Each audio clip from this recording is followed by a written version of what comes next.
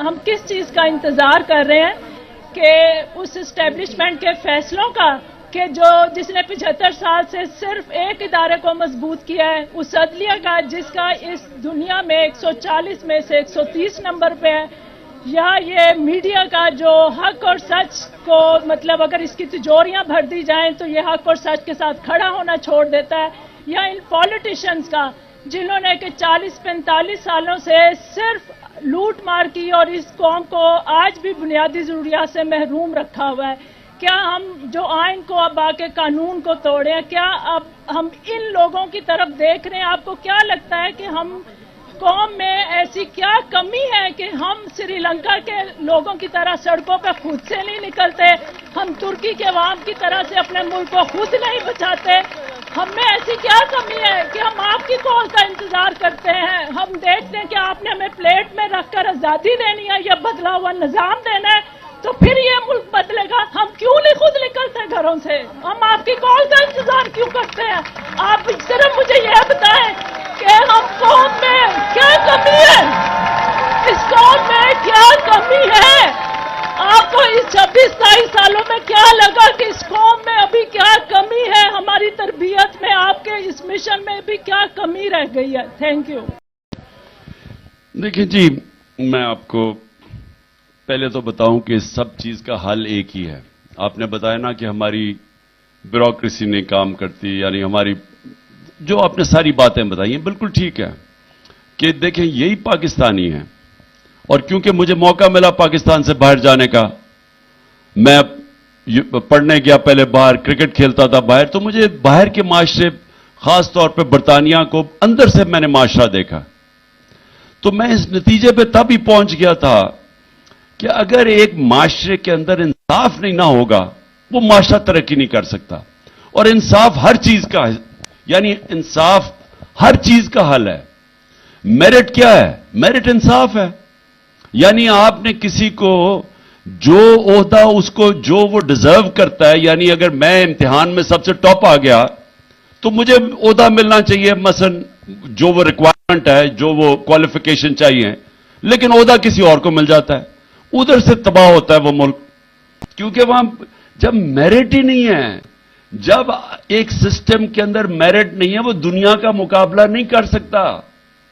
सो सबसे बड़ी मेरिट आती कैसे? इंसाफ से। जब आप एक मुल्क के अंदर इंसाफ का निजाम ले आते हैं, उसका दूसरा फायदा मेरिट होता है। अब ये जो दो पार्टीज हैं बड़ी बड़ी, जो थी बड़ी बड़ी, अब ये सुकड़ के छोटी सी हो गई हैं और इलेक्शन से भाग रही हैं। हम कह रहे हैं आओ मैच खेलो, वो भाग रही हैं क्योंकि उनकी पार्टी ही खत्म हो गई हैं। क्यों खत्म हुई हैं? खत्म इसलिए हुई हैं कि इनके स्वाय खानदान के और कोई पार्टी में ऊपर ही नहीं आ सकता। अब मुझे यह बताएं कि चौधरी निसार का और मरियम नवाज का क्या मुकाबला होगा? वो 40 साल से पॉलिटिक्स कर रहा है, उसको नहीं और अपनी बेटी को उसने लाके बिठा दिया। तो जब अब उधर दूसरी तरफ देख लें कि उधर इत्तेजाज हसन और बिलावल भुट्टो का क्या मुकाबला हो सकता है?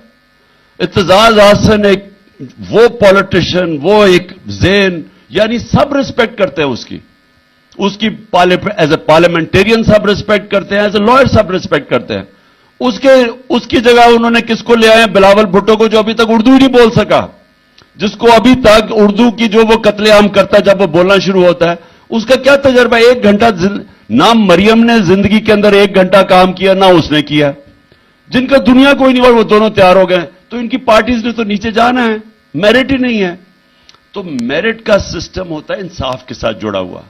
पाकिस्तान की जो सबसे बड़ा मसला यह है कि अब तमाशा देखें ना पाकिस्तान में हो क्या रहा है। ये जो ऊपर बैठे हुए इनकी क्या मेरिट है कि क्यों जनाब एक जनरल बाजवा ने फैसला किया कि इमरान खान बड़ा खतरनाक है तो उसने जाके चोरों को ऊपर बिठा दिया? इसमें कौन सा मेरिट था? मैंने तो आप अपने आखिर में बात की कि लोग निकलते क्यों नहीं है। देखिए लोगों का मसला सबसे बड़ा यह है कि हमने 100 साल अंग्रेजों की गुलामी की।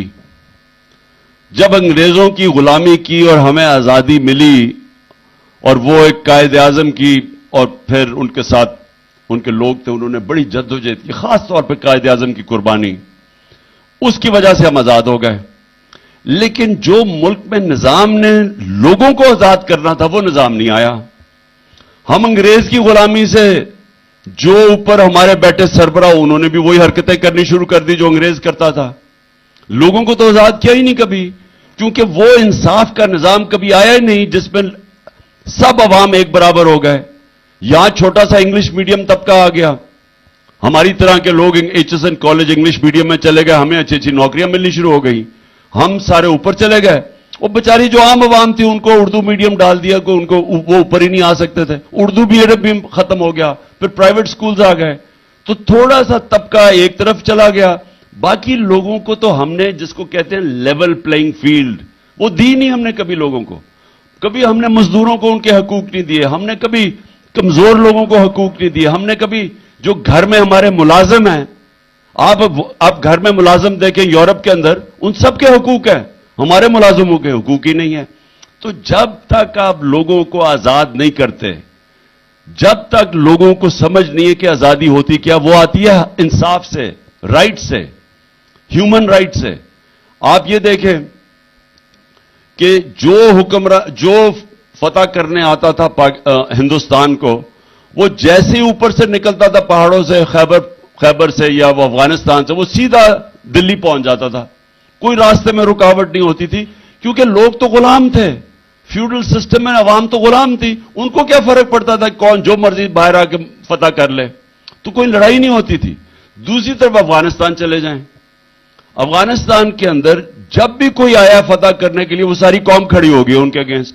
वो बरतानिया ने 19वीं सदी में उनके ऊपर कोशिश की, वो सारे खड़े हो गए, वो वहां से भागे।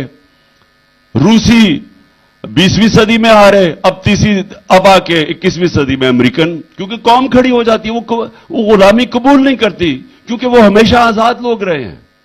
हमें अभी तक पूरी तरह आजादी की समझ नहीं है, लेकिन मैं पहली दफा देख रहा हूं कि मेरे नौजवानों को पहली दफा समझ आई है आजादी की। और जो मैं आगे देख रहा हूं कि अब ये कोई भी लोग इनको अब गुलाम नहीं इंशाल्लाह बना सकेंगे।